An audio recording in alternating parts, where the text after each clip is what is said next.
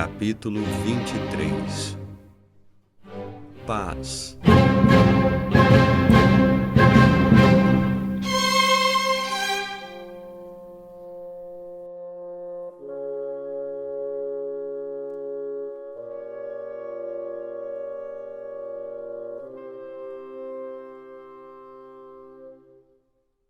Derrotada na Itália por Bonaparte e obrigada pelo general Bruno a recuar ainda mais, trucidada na Alemanha por Moreau, a Áustria não tinha mais como se manter na guerra. O imperador enviara Cobbens a Paris no outono de 1800 para preparar o terreno. E em 9 de fevereiro de 1801, assim que se viu livre dos termos de sua aliança com a Grã-Bretanha, a Áustria assinou a paz com a França pelo Tratado de Lunéville. As notícias da assinatura chegaram a Paris em 12 de fevereiro.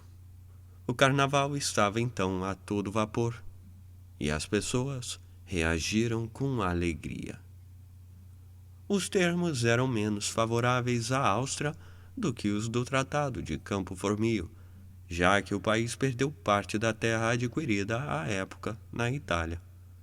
Além disso, a Áustria reconhecia a incorporação do Piemonte pela França e a existência das repúblicas da Batávia, Helvética e Cisalpina, sendo esta última expandida pela incorporação de Módena e das legações. O antigo feudo Habsburgo, na Toscana, foi renomeado para Reino da Etrúria e seria governado por um Bourbon, o Duque de Parma, que havia sido incorporada pela República Cisalpina. Pelos termos de um tratado negociado com Carlos IV da Espanha, o novo rei da Etrúria se casou com uma de suas filhas e seu reino se tornou um satélite francês. A Áustria também foi obrigada a admitir a França como parte integrante do processo de reorganização do Sacro Império Romano, que se tornou necessário com a derrubada dos antigos governantes dos estados à margem esquerda do Reno, incorporados pela França. O acordo foi ruim para a Áustria, mas o golpe foi ainda mais duro para a Grã-Bretanha, que perdeu seu principal aliado e representante no continente. Pior ainda, por meio de um tratado em separado, o Reino de Nápoles cedeu a ilha de Elba para a França e fechou seus portos para navios britânicos, ao passo que outros tratados com Argel, Tunis e Trípoli melhoraram a posição francesa no Mediterrâneo. Malta e Egito ainda estavam em mãos francesas, e um acordo assinado em fevereiro de 1801 garantiu para a França o apoio da esquadra espanhola. A situação exigia um acordo geral, que incluísse todas as potências envolvidas desde o início da guerra em 1792. Mas isso não seria fácil de resolver, tendo em vista a natureza do conflito. Suas raízes remontavam à segunda metade do século XVIII, quando considerações dinásticas tradicionais foram superadas pela necessidade de acompanhar o ritmo dos rivais e buscar a segurança por meio de um equilíbrio de poder. Caso o Estado conseguisse um ganho, os demais achavam que precisavam de algo equivalente, o que levou a um processo darwiniano em que os estados mais fortes cresciam às custas dos mais fracos. Guerras recentes e a partição da Polônia haviam demonstrado que nenhuma fronteira podia ser considerada intocável e os tronos eram efêmeros. O processo veio acompanhado pela desintegração de velhas redes de alianças e por rivalidades limitadoras. O controle franco-austríaco de estados alemães menores, a barreira franco-sueca-turco-polonesa contra a Rússia e a Áustria, o grupo familiar franco-espanhol para impor limites às ambições britânicas nas colônias, o equivalente anglo-holandês, e assim por diante. O espírito da época tornava a situação mais complicada. Estruturas anacrônicas, como o Sacro Império Romano e monarquias feudais, eram criticadas por forças intelectuais liberadas pelo Iluminismo e pelo nascente nacionalismo. Duas potências estavam crescendo mais rápido que as demais. A oeste, a Rússia tinha avançado suas fronteiras 600 quilômetros em direção à Europa, num intervalo de 50 anos. Ao mesmo tempo que avançava para leste, até atingir o Oceano Pacífico. A oeste, a Grã-Bretanha estendia seus domínios coloniais. A única potência capaz de rivalizar com as duas era a França, que sozinha podia ajudar a Áustria a impor limites na expansão da Rússia rumo a oeste, e com a aliada Espanha, podia se opor ao desejo britânico de controlar os mares. A Revolução reduzira as ambições da França e seus líderes tinham enviado mensagens pacíficas a todas as nações, mas suas doutrinas, que desafiavam a ordem social, fizeram com que monarcas e ministros de toda a Europa se unissem em sua defesa. Em agosto de 1791, o imperador sacro-romano Leopoldo II e o rei Frederico Guilherme II da Prússia emitiram uma declaração depois de um encontro em Pillnitz, na Saxônia, apoiando o sitiado Luís XVI. Na França, isso foi visto como um desafio e levou à eclosão da guerra em 1792 e a uma invasão realizada pela Áustria e pela Prússia, que tinham como objetivo a restauração do antigo regime. Os invasores foram derrotados e os franceses deram início à libertação dos Países Baixos austríacos, a Bélgica. A Convenção Francesa emitiu um edito de fraternidade, se comprometendo a apoiar todas as nações que lutavam pela liberdade contra a opressão feudal. A Grã-Bretanha com a Sardenha, as Províncias Unidas, o Sacro Império Romano e a Espanha se uniram numa coalizão contra a França revolucionária. O exército de emigrados em Coblença e levantes populares na Vendée e no sul da França foram financiados, armados e apoiados com tropas. Embora não contasse com um exército profissional à disposição, a Grã-Bretanha pagou para que outros combatessem em seu lugar. Mas, apesar de ambos os lados terem dado grande destaque às suas cruzadas ideológicas, esse era um véu tênue que mal disfarçava políticas essencialmente oportunistas. No início de 1793, Georges Danton apresentou a ideia de que a França tinha fronteiras naturais designadas pelo Canal da Mancha, pelo Atlântico, pelos Pirineus, pelo Mediterrâneo, pelos Alpes e pelo Reno, o que significava a anexação de várias áreas que não estavam dentro das fronteiras de 1789.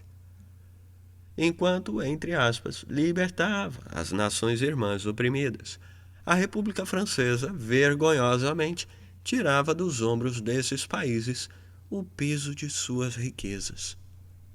A Áustria viu a possibilidade de reforçar seu controle sobre a Itália e de se servir, com a Rússia e a Prússia, do que havia restado da Polônia. A Rússia obteve uma base naval, havia muito desejada, ao ocupar as Ilhas Jônicas. A Grã-Bretanha tomou colônias francesas e de seus aliados holandeses. A Prússia não se opunha a tomar o feudo da família real britânica em Hanover.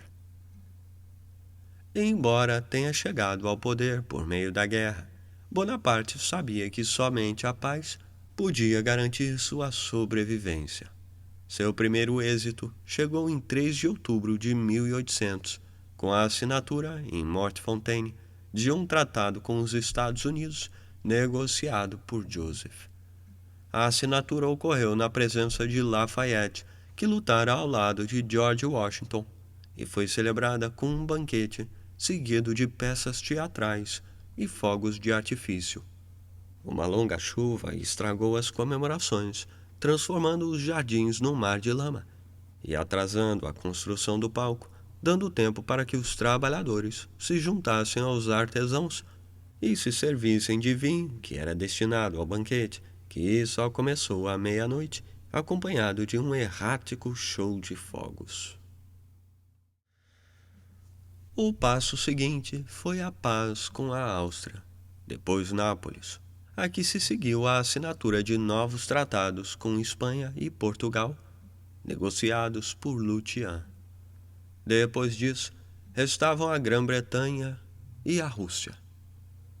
Como a Grã-Bretanha se recusava a negociar, Bonaparte buscou exercer pressão ao deixar os ingleses isolados, o que seria obtido por meio de uma aliança com a Rússia, que se ressentia do comando que os britânicos tinham sobre os oceanos e se sentia ameaçada pela presença inglesa no Oriente Médio. O Tsar Paulo I tinha se desencantado com seus parceiros de coalizão e retirado suas tropas. Cada vez mais ressentido com as buscas e apreensões feitas de maneira despótica pelos britânicos em navios neutros, ele se somou à Suécia, Dinamarca e Prússia para criar a Liga dos Neutros, que negava acesso ao Báltico para navios britânicos. Usando a oportunidade oferecida pela presença na França de tropas russas que haviam sido feitas prisioneiras em 1799 na Suíça, Bonaparte abriu negociações e sugeriu uma liga similar no Mediterrâneo. É de interesse de todas as demais potências do Mediterrâneo, assim como das potências do Mar Negro, que o Egito permaneça em mãos francesas. Escreveu Bonaparte para Paulo em 26 de fevereiro de 1801. O canal de Suez, que poderia conectar o Índico com o Mediterrâneo, já foi planejado. A obra é simples e não exige muito tempo, e traria benefícios incalculáveis para o comércio russo. Ele instigava o Czar a usar da influência que tinha sobre a corte otomana para convencê-la a permitir que a ocupação francesa no Egito continuasse. Bonaparte também ressaltou que os dois países não tinham motivos para brigar e que tinham muitos interesses em comum, e disse ainda que foi apenas a perfídia britânica que os jogou um contra o outro. Ele sugeriu a possibilidade de agir contra o Império Otomano, tradicional inimigo da Rússia, sabendo que Paulo havia assumido o papel de protetor da Ordem de São João, e, além de tudo, acrescentou um presente para o Tsar, a espada do grão-mestre Jean de la Valette, tomada depois da captura de Malta, a caminho do Egito. Era um gesto que tentava atrair o impetuoso Tsar por meio de suas fantasias de cavalaria. Paulo desprezava os franceses por causa da Revolução, mas era fascinado por Bonaparte e mandou 2 enviados a Paris. No início de março, Paulo determinou que o embaixador britânico, Lord Whitworth, deixasse São Petersburgo. Antes de partir, Whitworth incentivou e financiou um grupo de nobres que conspirava contra o Tsar, e na noite de 23 de março, Paulo foi assassinado em seu quarto. Bonaparte não tinha dúvidas de quem estava por trás do ato. Em 2 de abril, a Marinha Real bombardeou Copenhague e a neutralidade armada rapidamente acabou, tendo o novo Tsar, Alexandre I, feito as pazes com a Grã-Bretanha em junho. Mesmo assim, os britânicos estavam isolados, eram internacionalmente impopulares e havia agitações internas ameaçadoras.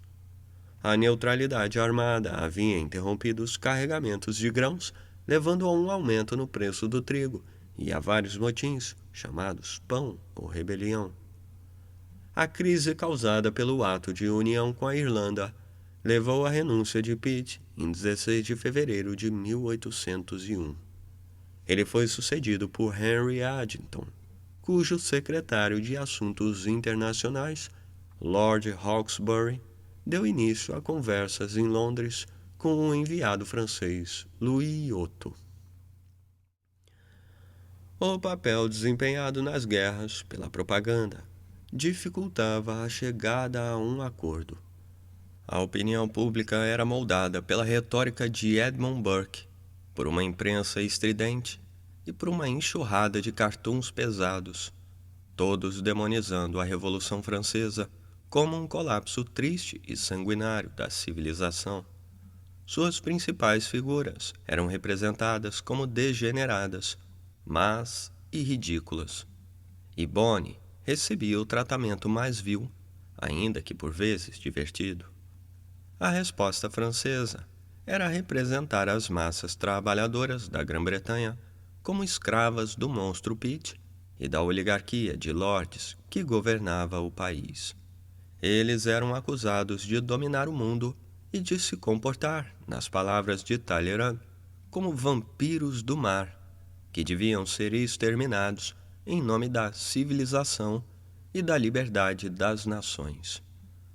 A retórica de ambos os lados incitava ao ódio, e Nelson instruiu seus homens dizendo, ao fazer incursões pela costa francesa, que nenhum pudor deve se manter de pé. O tratamento dado pelos britânicos aos prisioneiros de guerra franceses chocou Bonaparte. Será possível que a nação de Newton e Locke tenha se esquecido de seus padrões? Escreveu a Talleyrand. As negociações também foram mais complicadas pelo fato de os dois países continuarem participando de operações militares, um contra o outro, com pequenos impasses em vários postos avançados coloniais, choques contínuos no mar e um grande confronto no Egito. Bonaparte fazia tudo o que estava a seu alcance para abastecer e apoiar suas tropas lá. Uma força britânica havia desembarcado na costa do Mar Vermelho e, em 1º de março, mais 15.000 soldados britânicos desembarcaram em Alexandria. Porém, Kleber foi sucedido pelo general Menot, que, ao contrário de seu antecessor, acreditava ser possível manter o controle do Egito. Ele se casou com uma egípcia e se converteu ao Islã, assumindo o nome de Abdullah, o que lhe deu alguma popularidade entre os habitantes locais, assim como algumas melhorias sensíveis que sua administração fez no país. Ele conseguiu impedir o avanço da força britânica que desembarcara em Alexandria, em uma batalha inconclusiva, mas ficou cercado lá, enquanto o general Belliard estava sitiado no Cairo. Em 31 de agosto de 1801, Menot capitulou, pondo fim à aventura francesa no Egito. Isso ajudou a levar as coisas a um ponto de inflexão, já que os britânicos não pretendiam assinar um tratado de paz com os franceses no Egito, e agora havia certa urgência em Londres para que a situação chegasse a uma conclusão. Portugal, aliado dos britânicos, havia sido forçado pelo Tratado de Badajoz, em 6 de junho, a abrir mão da província de Olivença, na Espanha, e ceder parte de sua colônia na Guiana para a França e a fechar seus portos para os navios britânicos. A França havia conseguido um acordo com a Rússia, e um tratado seria assinado em Paris em 8 de outubro, isolando ainda mais a Grã-Bretanha. As preliminares de um tratado de paz foram assinadas em Londres em 1º de outubro, e Lord Cornwallis foi enviado à França para negociar o tratado. Ele foi saudado nas Tulherias em 10 de novembro, com uma esplêndida recepção, seguida de um banquete para 200 pessoas. O inglês, de 62 anos, que trabalhara no serviço público a vida toda, lutando na América e governando na Índia e na Irlanda, causou boa impressão no primeiro cônsul. Cornwallis achou Joseph um sujeito muito sensível, modesto e cavalheiresco, e as negociações assumiram um tom cordial. Em reconhecimento ao seu passado militar, Bonaparte colocou um regimento à disposição de Cornwallis para que ele pudesse se distrair, fazendo que os soldados desfilassem e realizassem manobras. Bonaparte enviou instruções detalhadas a seu irmão, dando a ele argumentos para usar contra os britânicos, mas Joseph estava confiante de que, com paciência e firmeza, seria capaz de fazer frente a seu oponente e desgastá-lo. Ele afirmou que os britânicos, em tratados anteriores, sempre triunfaram sobre aquilo que eles gostavam de chamar de petulância francesa, usando sua principal arma, que ele identificou como sangue frio e inércia, e ao se manter calmo, ele desarmaria seu oponente. Bonaparte, que tinha por hábito aumentar suas demandas relativas a um ponto, assim que uma questão tivesse sido resolvida, complicava as negociações. Ele também introduziu novos pontos, como o acesso às zonas de pesca em Newfoundland e a expansão dos enclaves franceses na Índia. Cornwallis se manteve firme em muitos desses pontos, mas seus superiores estavam impacientes para chegar a uma conclusão, uma vez que o país estava exausto e desesperado pela paz, depois de quase uma década de guerra, durante a qual as classes mais baixas da população enfrentaram sérias dificuldades. Bonaparte não deixava que considerações relativas à política externa o distraíssem de sua tarefa principal de reconstruir o Estado francês, e foram raros os dias dos primeiros 8 meses de 1801 em que não houve reuniões do Conselho de Estado ou dos 3 cônsules, lidando com todo tipo de tema, do sistema legal ao reparo de estradas, incluindo a reorganização do próprio governo com a criação de um Ministério do Tesouro. Quando o preço do pão subiu por causa da escassez, o que levou ao descontentamento e até a motins na primavera, ele reagiu não só com a velocidade e a decisão que lhe eram peculiares, comprando grandes quantidades de farinha para poder produzir pão subsidiado, como também colocou em funcionamento um mecanismo por meio do qual eventos como esse poderiam ser antecipados e crises evitadas no futuro. Ele tinha voltado do Egito com uma inflamação pulmonar e ainda sofria com a sarna contraída em Toulon. Uma sucessão de médicos fracassou em melhorar sua condição, agravada pelo trabalho excessivo, sem falar nos esforços da campanha de Marengo. Seu estilo de vida, com a alimentação e o sono irregulares, e com frequentes viagens noturnas em carruagens sacolejantes, não deve ter ajudado.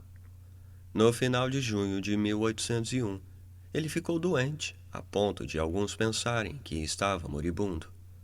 Foi aí que contratou os serviços de Jean-Nicolas Corvisart, um eminente médico com uma abordagem empirista e holística da medicina. Logo depois, Josefina ficou encantada em observar que as marcas no corpo dele estavam sumindo. Por meio do uso de cataplasmas e de outros expedientes naturais, Corvisart curou Bonaparte, a ponto de sua aparência nos meses seguintes se transformar, sua compleição perdendo o ar doentio e amarelado, e seu rosto deixando de ter o aspecto escavado. Em parte por causa de sua saúde, Bonaparte passara a maior parte do verão de 1801 em Malmaison. Graças a Josefina, a casa ganhou interiores neoclássicos, cheios de mobília Jacob e porcelana Sèvres. Ela transformou os jardins, enchendo-os de rosas e plantas raras, e deu ao parque um paisagismo à inglesa. Ela também colecionava animais num alojamento, que mais tarde receberia um canguru e um orangotango, enquanto lhamas e gazelas andavam pelo parque. Era característico de Bonaparte o fato de, ao mesmo tempo, ficar discutindo os gastos com cada pequena obra e colocar como bibliotecário seu antigo professor de francês, o envelhecido abade Dupuis, e como porteiro, com uma generosa pensão, o sujeito que foi zelador de Brienne. Embora trabalhasse tão duro lá quanto em Paris, realizando reuniões com os cônsules e com o Conselho de Estado, recebendo ministros e generais, e por vezes ficando acordado à noite, ditando para Bourrienne depois do jantar, que geralmente era servido às 18 horas, Bonaparte aproveitava a noite de um modo que seria impossível nas Tulherias. Havia vários quartos de hóspede, e em geral havia festas na casa. Eles montavam peças de teatro amador, caminhavam pelo jardim ou faziam brincadeiras infantis, com Bonaparte tirando a casaca e correndo de um lado para o outro num jogo de pega-pega, ou para fugir de outros, como se fosse um menino em idade escolar, e muitas vezes trapaceando. Ele se divertiu ao descobrir que as gazelas gostavam de rapé e frequentemente dava um pouco para que elas cheirassem. Certo dia, olhando pela janela enquanto fazia a higiene matinal, percebeu alguns cisnes no canal ornamental e mandou que Rustan trouxesse 2 armas. Começou então a atirar nos animais, rindo como uma criança. Quando Josefina, horrorizada, lhe tomou as armas, ele disse: "Eu só estava me divertindo um pouco." Em Malmaison, ele era acessível, tranquilo e afável. Eu esperava encontrá-lo com modos bruscos e temperamento irregular. Relembraria o secretário de Joseph, Claude François Meneval. Mas em vez disso, encontrei-o paciente, indulgente, com modos tranquilos, nem um pouco exigente, numa felicidade que muitas vezes era barulhenta e provocativa, às vezes com uma bonomia encantadora, embora essa familiaridade da parte dele não encorajasse reciprocidade. O pintor Isabey se encorajou, e um dia, ao ver Bonaparte inclinado para inspecionar uma flor, pulou-se-la nele. Bonaparte agora tinha casos amorosos regularmente, com Giuseppina Grassini no início daquele ano, depois com a esposa de Molière, em seguida Adèle do Châtel, a esposa de um dos seus funcionários, sem falar nas conquistas ocasionais de outras mulheres do seu séquito. Josefina tinha ciúmes e mandava suas criadas e damas de companhia patrulharem os corredores das Tulherias. Com a ascensão do marido e as conversas sobre quem poderia ser seu sucessor, ela se sentia ameaçada por seus 37 anos e a incapacidade de gerar um herdeiro. Ela havia consultado Corvisart e, naquele verão, foi às águas de Plombières na esperança de aumentar sua fertilidade, acompanhada por Letícia. O próprio Bonaparte não dava muita importância à falta de um herdeiro e não demonstrava sinais de estar insatisfeito com seu casamento. Você devia amar muito Bonaparte. Josefina escreveu para a mãe em 18 de outubro. Ele faz a sua filha muito feliz. É gentil, amável, é encantador em todos os sentidos e ama a sua Yvette. Por anos, Bonaparte tratou seu irmão mais novo, Louis, como um filho, e, ao perceber isso, Josefina decidiu que este devia se casar com Hortense, sua filha. Ela tinha 18 anos, era bonita e tinha herdado o charme e os dentes ruins da mãe, e Bonaparte gostou imediatamente dela. Ela fazia companhia a ele quando Josefina estava longe em águas termais, e uma amizade profunda se desenvolveu entre os dois. Ele a adotou junto com o irmão Eugênio, E se ela se casasse com Louis, o filho deles seria praticamente seu neto. Essa incipiente hipótese de que o clã Beauharnais poderia ficar com a herança de Bonaparte não era a menor das fontes de discórdia entre ele e seus irmãos, que insistiam em manter certo grau de independência, ao mesmo tempo que surfavam em seu sucesso. Joseph, que tinha acumulado imensa fortuna ao longo dos últimos anos e que havia se estabelecido como um homem importante, sendo anfitrião de festas e de caçadas em Mortefontaine, manteve ligações íntimas com muitas pessoas que expressavam sua oposição a Bonaparte e que bloqueavam os planos dele no tribunato. Por motivos familiares, ele também era próximo de Bernadotte, que Bonaparte desprezava e teria destruído muito tempo antes, caso ele não tivesse se casado com Désirée Clary. Joseph se considerava intelectualmente igual a seu irmão, e influenciado por liberais como Benjamin Constant e Germain de Staël, frequentemente discutia com ele.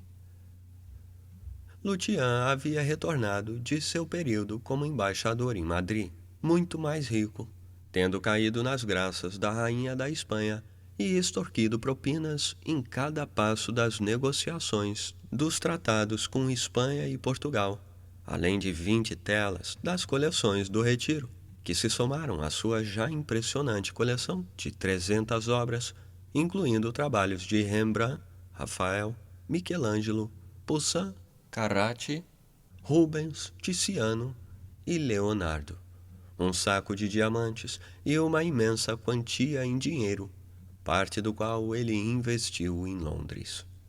Ele trouxe também uma marquesa espanhola, que instalou em sua mansão em Paris e no Château de Le Plessis, que acabara de comprar. Ao contrário de Joseph, as festas da casa dele nada tinham de sofisticadas, com jogos infantis e os convidados sujeitos a pegadinhas e a serem atingidos com pó de mico. Isso não impedia que ele falasse grosso com Bonaparte, denunciando-o como tirano e incentivando outros a se oporem a ele. O tirano ainda governava por meio das instituições, e elas eram compostas de pessoas com ideias próprias. A incapacidade de ver as coisas a partir da perspectiva alheia significava que ele não tinha como discutir ou convencer, podendo apenas dispensar os pontos de vista deles como bobagem metafísica e ver as críticas como oposição. Na visão dele, expressa em uma discussão sobre as peças de Corneille, o bem público, que ele descrevia como a razão do Estado, era um objetivo mais alto que não apenas justificava, como exigia comportamentos que, em quaisquer outras circunstâncias, poderiam ser criminosos. Corneille compreendera isso, e caso estivesse vivo, Bonaparte declarou que faria dele seu primeiro-ministro. Convencido da retidão da missão em que embarcara, e intolerante com aqueles que não eram capazes de ver as coisas do mesmo modo, ele não estava inclinado a perder tempo convencendo-os. Isso foi um choque para os que o apoiaram desde o início, como Germaine de Staël, que era próxima de Joseph, e esperava que seu salão se tornasse a usina ideológica do novo regime. Ela havia incentivado Benjamin Constant a fazer oposição construtiva, no modelo inglês, dentro do tribunato. Mas as críticas dele à legislação enfureceram Bonaparte. Este ressaltou que, como nenhuma das pessoas que ocupavam as cadeiras nas várias assembleias tinha sido eleita, elas não tinham legitimidade, ao passo que ele, cuja chegada ao poder havia sido avalizada pelo plebiscito sobre a Constituição, fora eleito pela nação. Quando Joseph tentou consertar a situação entre ele e a intelectual inconveniente, Bonaparte apenas disse que ele devia perguntar qual era o preço dela para se submeter. Não sei como demonstrar benevolência com meus inimigos, disse a Talleyrand quando ele sugeriu uma abordagem mais suave. A fraqueza nunca levou a lugar nenhum. Só é possível governar por meio da força. A Lafayette, Bonaparte disse que as pessoas estavam fartas da liberdade. Ele tinha certa razão. Os ideólogos, tagarelando nas suas assembleias e salões, estavam desconectados da maioria da população. Isso ficou absolutamente evidente quando se tratou da intenção de Bonaparte de restabelecer a Igreja Católica. Os ideólogos viam nisso uma traição à Revolução, que havia banido o preconceito religioso e todo o disparate que o acompanhava. Eles tentaram convencer Bonaparte a abandonar a ideia, mas este se mostrou inflexível. Quando Volney tentou fazer com que ele mudasse de ideia, a conversa se transformou numa discussão, durante a qual, supostamente, Bonaparte chutou seu antigo herói. As negociações de Talleyrand com Spina não iam bem. Os principais obstáculos eram a insistência do Papa de que o catolicismo fosse declarado religião de Estado, a devolução das propriedades confiscadas da Igreja, ou uma compensação pelo que foi feito, e a renúncia de todos os bispos atuais. A isso, ele acrescentou a demanda da devolução da província das legações. A resposta de Bonaparte foi assustar Spina com um de seus falsos acessos de raiva, ameaçando ocupar a totalidade dos estados papais, fundar uma igreja nacional na França e até mesmo se tornar protestante, caso ele não assinasse um acordo dentro de 5 dias. O Papa substituiu Spina pelo cardeal Ercole Consalvi, mais inteligente e mais hábil. Bonaparte deu as boas-vindas a ele com grande pompa, em meio a uma audiência, para a qual disse que ele deveria ir com abre aspas, a roupa mais cardinalícia possível. Mas logo começou a ameaçá-lo, estabelecendo um ultimato irreal de 5 dias. Depois de muita barganha, chegou-se a um acordo, e a concordata, nome escolhido em homenagem a um precedente do século XII, seria assinada em 13 de julho de 1801. No último minuto, o abade Bernier alertou Consalvi de que Bonaparte tinha feito algumas alterações e que o texto que seria apresentado não era aquele aceito pelo enviado papal. Quando Consalvi declinou de assinar o documento, um Bonaparte furioso ditou uma nova versão, que Consalvi também rejeitou. Bonaparte ameaçou agir como Henrique VIII da Inglaterra, mas Consalvi estava à sua altura e não se deixava intimidar. A concordata acabou sendo assinada à meia-noite de 15 de julho. O catolicismo foi reconhecido como a religião da maioria dos franceses. Uma nova rede de dioceses foi criada. O primeiro cônsul escolheria os bispos, que seriam então investidos pelo Papa. As propriedades da igreja não seriam devolvidas, mas o Estado francês pagaria pela manutenção das igrejas e pelos salários dos padres, que fariam um juramento de lealdade, na prática se tornando seus funcionários. O Conselho de Estado expressou reservas quanto ao acordo e houve oposição estridente no tribunato, no corpo legislativo e no Senado, que, para deixar clara sua indignação, indicou o ex-abade Grégoire, um convicto revolucionário, para denunciar o acordo. As reações no exército foram ainda mais violentas. Sempre oportunista, Bonaparte explorou a grita para pressionar Roma a aceitar várias mudanças, expressas em artigos orgânicos, que alteravam a natureza do acordo a seu favor. À medida que a abertura da segunda sessão das Assembleias se aproximava no outono de 1801, ficou claro que os descontentes de todos os matizes se preparavam para se unir em oposição ao governo, cada vez mais autocrático, de Bonaparte. Eles estavam indignados pelo fato de, no tratado com a Rússia, a palavra súditos ter sido usada para se referir aos cidadãos franceses e estavam determinados a rejeitar a concordata. Mais aflitiva para Bonaparte foi a recepção crítica que o tribunato teve ao Código Civil, tão caro a ele. Ouvir que o texto estava sendo destruído, artigo por artigo, e criticado por ser muito antiquado e uma traição à Revolução, era mais do que ele podia suportar. Ele ficou furioso com os, entre aspas, cães que lideravam o ataque, comparando-os a piolhos que infestassem suas roupas, e cogitou enviar tropas à Assembleia. Que ninguém pense que vou deixar me tratarem como trataram a Luís XVI, alertou. Sou um soldado, um filho da Revolução, e não vou tolerar ser insultado como um rei.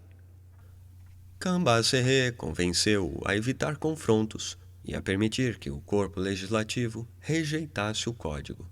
Ele havia pensado num modo de contornar o problema, modo que Bonaparte adotou. Em 2 de janeiro de 1802, declarou que estava retirando todos os projetos, o que na prática encerrou a sessão das assembleias, já que elas não tinham nada para fazer. No mesmo dia, ele foi ao Senado e repreendeu seus membros, particularmente Sieyès, a quem acusou de tentar transformá-lo no ineficaz, entre aspas, grande eleitor de seus sonhos.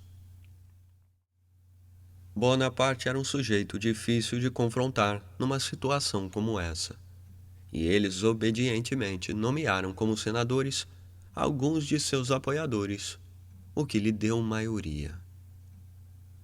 No dia seguinte, ele compareceu ao casamento de Louis e Hortense. Os dois haviam resistido vigorosamente à união, mas foram forçados por Bonaparte e Josefina, que estavam decididos, cada um pelas próprias razões. Ele por ver Louis como seu possível sucessor, ou como aquele que geraria seu sucessor. Ela para garantir sua posição contra os ataques do clã Bonaparte. Nenhum dos dois percebeu o quanto Louis estava psicologicamente avariado, e que isso, com o tempo, seria causa de problemas. Bonaparte tinha pouco tempo para refletir, e à meia-noite de 8 de janeiro partiu para Lyon, onde precisava tratar de assuntos sérios. Depois de sua ressurreição, após a Batalha de Marengo, a República Cisalpina, ampliada pelo Tratado de Lunéville, com o acréscimo das legações e de Parma, vinha sendo administrada de acordo com o modelo francês por um governo provisório comandado por Francesco Melzi d'Eril. Ele tinha esperanças de estender o território para abarcar todo o norte da Itália e transformar sua república num forte estado tampão entre a França e a Áustria, possivelmente governado ou por Joseph, irmão de Bonaparte, ou por um Bourbon espanhol. Mas primeiro ele precisava ir a Lyon, junto com 491 deputados, para fazer com que a Constituição que esboçara fosse avalizada por Bonaparte. Ele também tinha esperanças de que o nome da República mudasse de Cisalpina para Italiana. Os deputados, muitos dos quais haviam levado esposas e família, tiveram imensos problemas para chegar a Lyon. Atravessaram os Alpes durante nevascas, ficaram presos por longos períodos em hospedagens e chalés desconfortáveis, príncipe, bispos e generais convivendo lado a lado com mercadores e criados, todos forçados a comer as mesmas escassas rações. Um deles morreu no caminho. Eles finalmente chegaram a Lyon em 11 de dezembro de 1801. Mas o desconforto não havia terminado. O príncipe Serbellone levou seu próprio cozinheiro, porém a maior parte tinha que se virar com a comida local, que eles achavam nojenta, e nada podia acabar com a tristeza dos nevoeiros de inverno, enquanto eles esperavam por Bonaparte. Ele foi precedido, em 28 de dezembro, por Talleyrand. Os deputados presumiram que enfim iriam começar os trabalhos na antiga igreja da faculdade jesuíta, que havia transformado em um anfiteatro com poltronas de couro verde. Foi uma decepção. A última coisa que Bonaparte queria era uma assembleia. Ele havia instruído Talleyrand a dividir os deputados em 5 grupos que iriam discutir o projeto de constituição separadamente. Talleyrand e Murat, que, como comandante das forças francesas na Itália, também estava presente, circulavam entre os deputados, amaciando-os com uma mistura de lisonja e ameaça, que levou um deles a pensar no reinado de Tibério. Bonaparte chegou na noite de 11 de janeiro de 1802. Foi recebido antes de entrar na cidade por uma guarda de honra formada por jovens cavaleiros de Lyon, trajados com esplêndidos uniformes azul claros e com chapéus com plumas criados por eles mesmos. Ao se aproximar da cidade, foi saudado por salvas de tiro de artilharia e gritos e aplausos das tropas que ladeavam as ruas. Apesar do frio intenso, o rio Saône estava congelando, e da neve que caía, uma multidão compacta esperava para vê-lo, sentado em sua carruagem ao lado de Josefina, ainda que de relance. Os deputados italianos esperaram pacientemente pela convocação. Houve 2 banquetes e 2 bailes, em que Josefina brilhou com sua graça e pelos quais Bonaparte passou às pressas. E em 20 de janeiro, eles finalmente tomaram seus lugares em sessão plenária. Mas as esperanças de ouvir o primeiro cônsul foram por água abaixo. Talleyrand apareceu para anunciar que Bonaparte desejava que escolhessem 30 dentre eles que considerassem dignos de um lugar no futuro governo. Os escolhidos por votação foram instruídos a se reunir dentro de 2 dias, em 22 de janeiro, para eleger um presidente da República Cisalpina. Bonaparte originalmente queria que Joseph ocupasse o posto, porém este achava que o cargo não estava à sua altura e percebeu que seria um mero funcionário, recusando o posto. Bonaparte não iria admitir nenhuma possibilidade de o novo Estado sair de seu controle. Por isso, teria de ocupar ele mesmo a função. Quando os votos dos 30 deputados foram contados, 3 estavam em branco. Um foi para Bonaparte, um para outro italiano e 25 para Melzi. Tendo sido informado por Talleyrand que o primeiro cônsul queria ficar ele mesmo com a função, Melzi abriu mão do posto. Uma segunda votação indicou outro italiano, que também sabia o que era melhor para ele, e a terceira votação escolheu um obscuro deputado milanês que estava ausente e que, portanto, não tinha como recusar a indicação. Enquanto se preparavam para anunciar sua escolha a Bonaparte, que já havia sido informado, Talleyrand alertou-os de que ele estava de mau humor, como um leão com febre. Há 3 versões do que aconteceu. Segundo uma delas, ele se recusou a receber os deputados. Segundo outra, ele não dirigiu uma palavra sequer a eles. E na terceira, ele atirou um banco nos italianos. Talleyrand explicou que eles precisavam se esforçar mais, e depois de 2 dias agonizando, eles concordaram. Em 25 de janeiro, recomendaram à Assembleia que elegesse Bonaparte.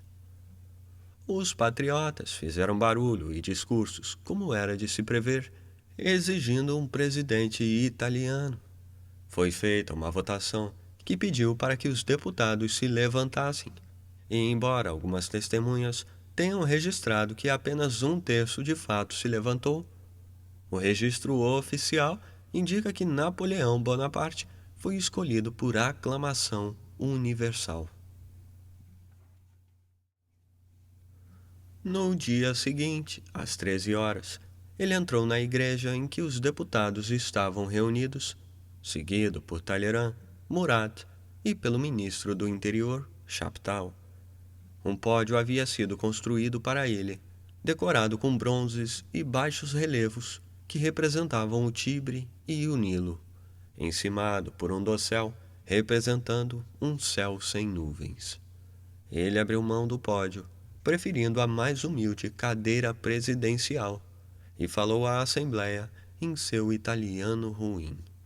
Bonaparte disse que, como o Estado nascente precisava de uma mão forte e de comando sábio, e como não havia entre eles alguém que preenchesse os requisitos necessários, ele graciosamente aceitava a oferta que lhe faziam da presidência. Não se deixou abater pelos aplausos meramente polidos e foi adiante para apresentar a nova Constituição. Que a Constituição da... Ele começou e fez uma pausa. Vários patriotas gritaram: República Italiana! Com uma piscadela para Talleyrand, Bonaparte sorriu para a Assembleia e disse: Muito bem, da República Italiana!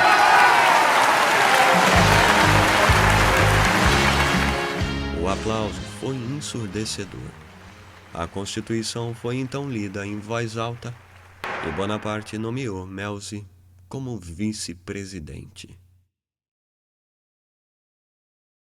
No dia seguinte, ele passou em revista as tropas que voltavam do Egito e depois partiu de Lyon. Chegou a Paris em 31 de janeiro e retomou seu trabalho de emasculação dos corpos legislativos. Como o tribunato e o legislativo substituíam 1/5 de seus membros ao fim de cada sessão, era preciso nomear agora 20 tribunos e 60 legisladores. Em vez de permitir que as assembleias escolhessem quem saía e quem entrava, como especificava a Constituição, Bonaparte maquinou para que o Senado interviesse e decidisse por eles. Como resultado, na primavera de 1802, os membros mais combativos de ambas as assembleias foram substituídos por homens preparados para fazer as vontades de Bonaparte. Além disso, Lucian, que apesar de sua tendência a criar problemas, obedecia quando necessário, foi posto de volta no tribunato para garantir sua docilidade. Em março, Bonaparte coroou seu domínio com um triunfo que silenciou seus críticos.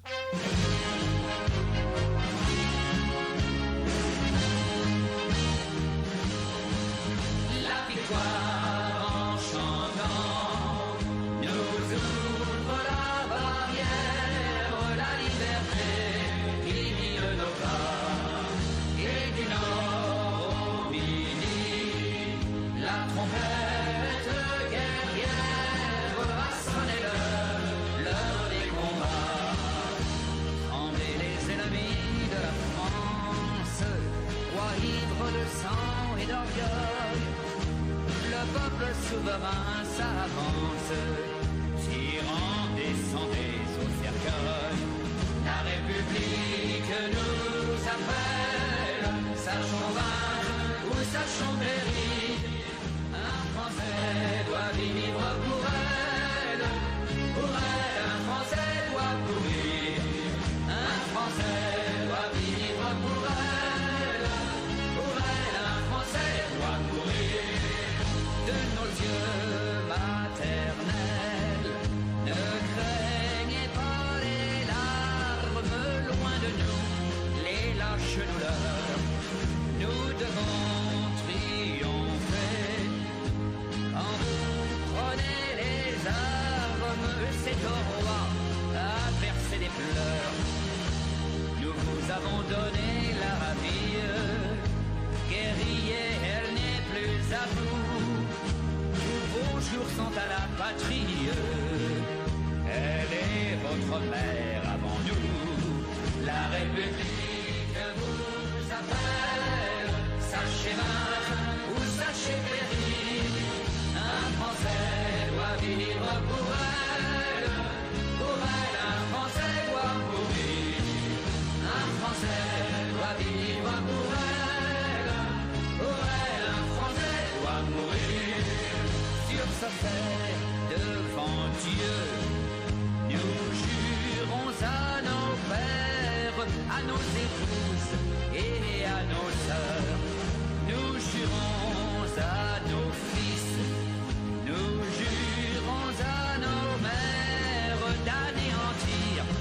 nos oppresseurs.